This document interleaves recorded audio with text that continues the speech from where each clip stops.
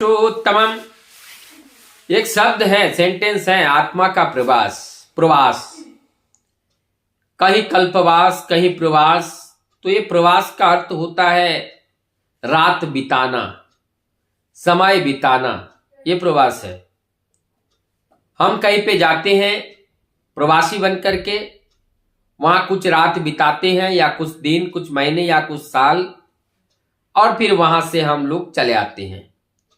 प्रवासी अर्थ है कि वो वहां जाकर के रहते हैं, लेकिन स्थायी रूप से नहीं, अस्थायी रूप से रह करके वो वापस चले आते हैं। तो यहां पर आत्मा का प्रवास, हम इस चीज को हम समझेंगे कि जो आत्मा का हम कहते हैं कि हर जीव के अंदर वो आत्म तत्व है, और ये आत्म तत्व परमात्मा से ही आया हुआ है। और वो परमात्मा का जो अंश, जो आत्मा के रूप में वो प्रवासी बन चुके हैं एक देह के अंदर। चाहे वो देह एक पेड़ हो, पौधा हो, पक्षी हो, पशु हो, मनुष्य हो, कुछ भी हो, इस सृष्टि जगत में सृष्टि के कोई भी वस्तु हो, और इस वस्तु के अंदर उनका विद्यमानता देखा जाता है। इसका मतलब वो प्रवास है, वो रह रहे हैं। अब हमें इस बात को ध्यान देना पड़ेगा कि हमारा देह आश्रय हुआ किसका? आत्मा का। और वो आत्मा जब तक इस देह के अंदर रहेगी तब तक ये चमकेगी, जैसे बल्ब के अंदर फिलामेंट जलती रहती हैं, जब तक वो फिलामेंट एक दूसरे से जुड़ी रहती हैं। यदि कभी लाइट तेज आ जाए और फिलामेंट वहां से टूट जाए तो वहां कनेक्टिविटी वहां ब्रेक हो जाएगी, और जिससे वो बल्ब फ्यूज हो जाएगा और वो बल्ब वहां जलेगी नहीं।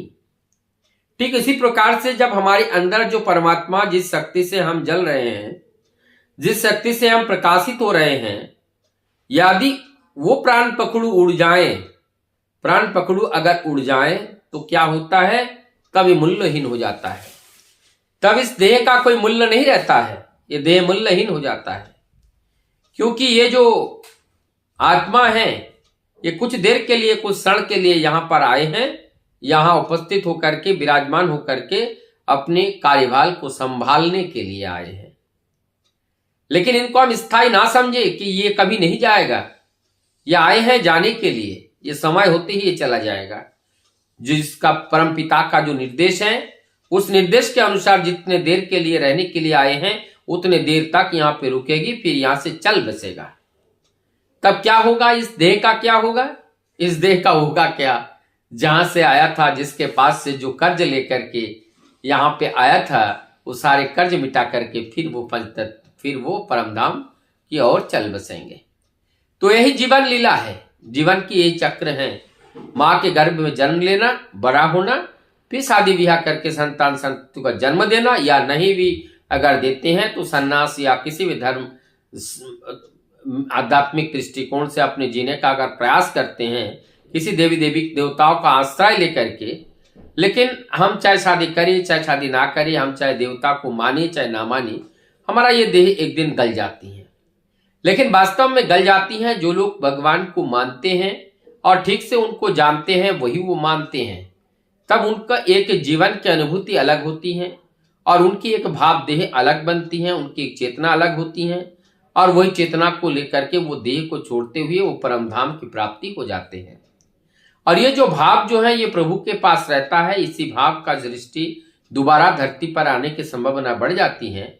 और जब कोई सृष्टि में आते हैं और उसी फ्रीक्वेंसी में, उसी भाव की जरूरत होती है, तब वही भाव उस भाव के अंदर आकर के प्रवेश कर जाता है, जिससे पुनः वो देह मिल जाती है और उस देह धारण करके इस धरती पर आते हैं।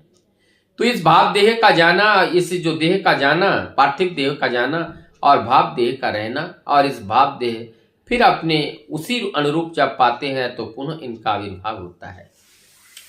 ऐसी ही घटना है। तो ये आत्मा का प्रवास है। तो इसमें बहुत ज्यादा उतावला नहीं होना चाहिए, ना बहुत ज्यादा आनंदित होना चाहिए, ना बहुत ज्यादा दुखी होना चाहिए। यहाँ पर केवल हमें अभिनय करना है। तो इसे अभिनय करने वाले अगर उनको राजा बनकर के अभिनय कर रहे हैं, तो जब अभिनय हो जाती है उसके बाद राजा का ड्रेस अगर खोल दिया जाए या खोल लिया जाए तो उनको ज्यादा कुछ फर्क नहीं पड़ता है, क्योंकि उन्हें ऑलरेडी पता था कि हम केवल अभिनय जब तक करेंगे तब तक जो है ये हमारी ऊपर ये ड्रेस रहेगा, अभिनय हमारी समाप्त हो जाएगी तो ये ड्रेस भी समाप्त हो जाएगा। तो इसे कहते हैं ये आत्मज्ञान, कि हमारी ये ड्रेस रहने और ना रहने में कोई फर्क नहीं पड़ेगा, क्योंकि हम जानते हैं कि हमारी ये देह थोड़ी देर के लिए है और इस थोड़ी देर के लिए हम केवल इनके अंदर घूमने के लिए आए हैं। अपना घूम लेंगे, देख लेंगे, जान लेंगे, थोड़ा इंटरटेन कर लेंगे, आनंद कर लेंगे, फिर हम अपने परम धाम को चल बसेंगे, लेकिन हमारी इस देह से कोई मोह नहीं रहेगी। तो ये था आत्मा का प्रवास, तो हमें इसको समझ लेना है। और ये जब हम समझ जाएंगे तो निश्चित रूप से अथर्थ ब्रह्म जिज्ञासा चिरायवती चिरायवती निरंतर नेति नेति करते हुए और निरंतर हमें चलना है। और जब हम निरंतर हम चलेंगे तो हमें वो पता चलेगा अवड मन सगोचरम, सर्वत्र वो प्रभु की विद्यमानता है और सब जगह प्रभु है।